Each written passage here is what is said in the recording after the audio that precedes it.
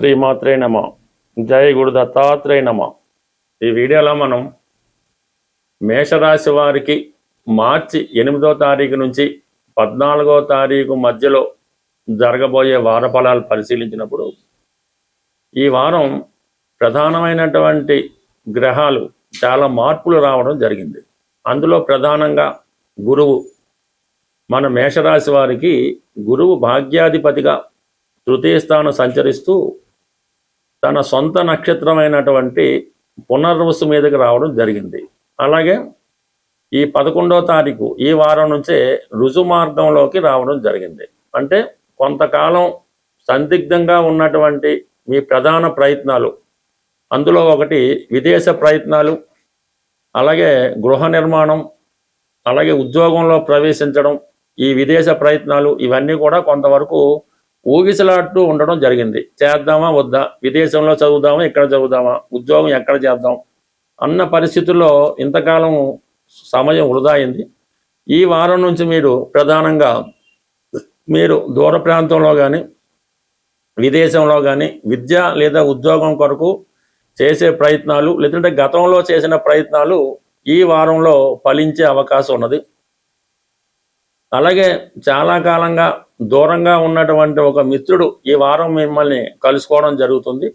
అలాగే మిత్రులతో కలిసి ఏదన్నా ఒక విహారయాత్ర కానీ, ఏదన్నా ఒక దగ్గరలో ఉన్నటువంటి పుణ్యక్షేత్రాన్ని కానీ దర్శించి కొంత గట్టుగెదరగా కొంత సంతోషాన్ని పంచుకునే విషయం అయితే ఉంది.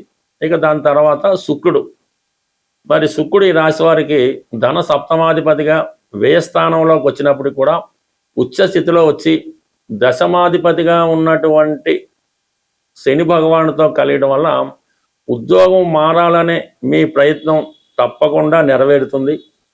అలాగే మీరు కొత్తగా ఏదన్నా వేరే చోట మీ యొక్క వ్యాపారాన్ని విస్తరించాలనే మీ ఆలోచన ఈ సమయంలో నెరవేరే అవకాశం ఉంది. ప్రధానంగా మీరు స్త్రీ అయి ఉంటే మీకు దూర ప్రాంతంలో ఉద్యోగ అవకాశం రావడం కానీ, దూర ప్రాంతంలో ఉన్నటువంటి మీ భర్త లేదంటే మీ బంధువుల్ని కలుసుకోవడానికి అవకాశం కలుగుతుంది. మీరు మగవారై ఉంటే మీ భార్యకి విదేశ అవకాశం కానీ, విదేశంలో ఉద్యోగం కానీ వచ్చే అవకాశం ఉన్నది. అలాగే ఈ వారం మీరు మీ ఇష్టమైన వారికి లేదా మీ శ్రీమతికి విలువైనటువంటి బహుమతులు, కానుకలు ఇవ్వడం జరుగుతుంది. అలాగే గృహానికి అవసరమైనటువంటి విలాస వస్తువులు, ఆధునికపరమైనటువంటి వస్తువులు సమకూర్చుకునే అవకాశం ఉంది. అలాగే పాత వాహనం ఏదన్నా ఉంటే దాన్ని విక్రయించి కొత్త వాహనం కొనే ప్రయత్నం కూడా ఈ వారంలో జరిగే అవకాశం ఉన్నది. అలాగే ఏంటంటే మీకు మీ కంపెనీ అవసరాలకో, మీ కింద పని చేయడానికో కొంతమంది ఉద్యోగస్తులను కానీ సబార్డినేట్స్ కానీ మీరు నియమించుకునే అవకాశం చాలా ఎక్కువగా ఉంది.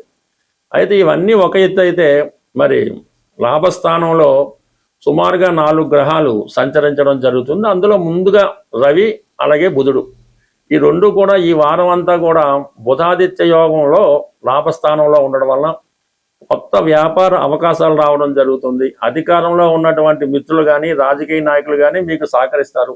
మీతో కలిసి వ్యాపారం చేద్దామని కానీ, మీతో కలిసి ఏదన్నా ఒక వ్యవహారం కానీ, సెటిల్మెంట్ కానీ చేసుకునే ప్రయత్నంలో వారు చాలా వరకు సహకరించడం జరుగుతూ ఉంటుంది.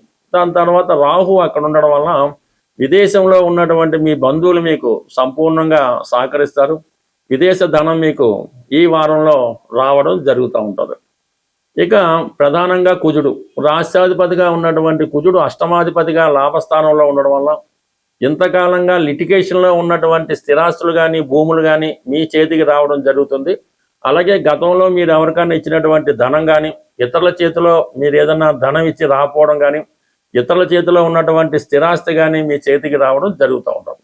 అలాగే మీకు మీ అత్తవారి దగ్గర నుంచి రావడం కట్న కానుకలు కానీ, స్త్రీ ధనం కానీ ఏవైనా ఉంటే అవి ఈ వారంలో మీకు రావడం జరుగుతూ ఉంటుంది. అన్ని విషయాల్లో కూడా ఈ మేషరాశి వారికి అన్ని గ్రహాలు కూడా ప్రధానంగా అనుకూలంగా ఉండడం జరిగింది. అయితే శని భగవానుడు ఈ వారంలో తన సొంత నక్షత్రంలోకి మారడం వల్ల కొంత పెట్టుబడి పెట్టడం కానీ, వ్యాపారం విస్తరించడం కానీ జరిగే అవకాశం ఉంది. బట్ ఏదైనా గతంలో లాగే పంచమంలో ఉన్నటువంటి కేతు మిమ్మల్ని కన్ఫ్యూజ్ చేసే అవకాశం ఉంటుంది. కాబట్టి చాలా వరకు పెళ్లి విషయంలో తొందరగా నిర్ణయానికి రాలేకపోతుంటారు. ఈ స్పెక్యులేషను, పేకాట, జూదం అటువంటి విషయాల్లో చాలా జాగ్రత్తగా వ్యవహరించవలసి ఉంటుంది. లేని పక్షంలో ఒక యాంగిల్లో వచ్చిన ధనం వేరొక యాంగిల్లో పోగొట్టుకునే అవకాశం ఉంది. ఈ వారం రోజుల పాటు కుంభరాశిలో కుజుడు, రవి కలిసి సంచరించడం జరుగుతూ ఉంటుంది. అంటే కుంభరాశి సహజ 11వ స్థానం అవటం వల్ల లాభస్థానం అవుతుంది. అంటే కుంభరాశిలోకి వచ్చినటువంటి ఏ గ్రహం అయినా సరే జాతకుడికి లాభాన్ని కలిగించే అవకాశం ఉంటుంది. ఇది ఈ కుజుడు రవి కలిసి ఉన్నది ఒక విజయ యోగం లాంటిది. ఇది ఒక ప్రమోషన్ యోగా అంటారు నాడీ శాస్త్ర ప్రకారం.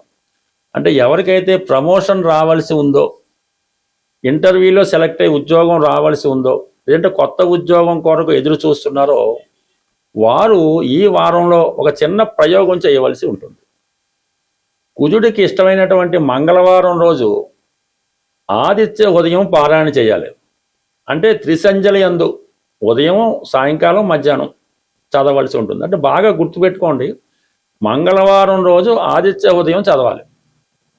అలాగే ఆదివారం రోజు హనుమాన్ చాలీసా పారాయణ చేయాలి. హనుమాన్ చాలీసా అలాగే 3 సార్లు పారాయణ చేసి మరి ఆదివారం రోజు ఆంజనేయ స్వామికి అరటిపళ్ళు నైవేద్యం పెట్టాలి.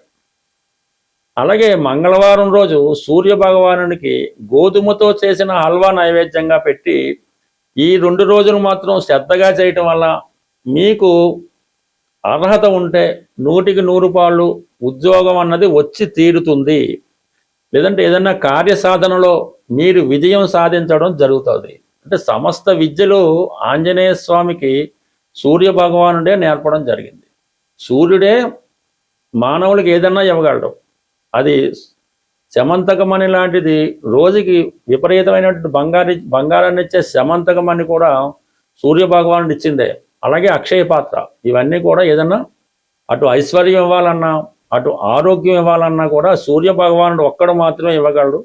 ఆ సూర్య భగవానుడు మరెవరో కాదు, సాక్షాత్తు విష్ణుమూర్తే. అది ఈ చిన్న విషయం మీ అందరికీ తెలుసు. బట్ ఒక పరిహారం నిమిత్తం ఎవరైతే ఇప్పుడు నిరుద్యోగులు ఉద్యోగం కొరకు ఎదురు చూస్తున్నారో వారి చిన్నపాటి రెమెడీ మీరు చేసి చూడండి. విజయం అన్నది 100కి 100 పాళ్ళు మీకు రవి కుంభరాశి మారే లోపల వచ్చే అవకాశం ఉంది. వారం రోజులే టైం కాబట్టి కంప్లీట్గా మీరు ఈ పరిహారాన్ని పాటిస్తారని, రాబోయే నూతన సంవత్సరాన్ని ఆనందంగా గడుపుతారని ఆశిస్తూ స్వస్తి. అలాగే మరొక చిన్న విన్నపం ఏంటంటే, మన హైదరాబాదులో ఈ మార్చి నెల 29వ తారీఖున ఒక జ్యోతిష్య మహాసభ జరగబోతుంది. దాన్ని సెమినార్ అని కూడా అంటారు. అది హైదరాబాద్లో సుందరయ్య విజ్ఞాన కేంద్రం బాగ్లింగపల్లిలో ఉంటుంది. దాంట్లో పాల్గొనే అవకాశం ఉన్న వాళ్ళు ఎవరన్నా పాల్గొనాలని ఇంట్రెస్ట్ ఉంటే కంపల్సరీగా మీ నేమ్ రిజిస్టర్ చేసుకోవడం మంచిది. దీనికి ఎటువంటి ఫీజు మీరు చెల్లించక్కర్లేదు. మీకు కావాల్సినటువంటి భోజన సదుపాయాలు వగైరా వగైరా సంస్థ వారే ఖర్చులు పెట్టుకొని జ్యోతిష్యాన్ని ప్రచారం చేసే ఉద్దేశంతోనూ మరి కొంతమందికి ఈ ఉగాది పురస్కారం ఇవ్వాలనే ఉద్దేశంతో నిర్వహిస్తున్నారు. కాబట్టి అభిమానం ఉన్నవాళ్ళు తప్పనిసరిగా ఈ జ్యోతిష మహాసభలో పాల్గొంటారని, ముందుగా మీ పేరు రిజిస్టర్ చేసుకుంటే దానికి తగ్గ ఏర్పాట్లు సంస్థ వారు చేసుకునే అవకాశం ఉంటుంది. స్వస్తి.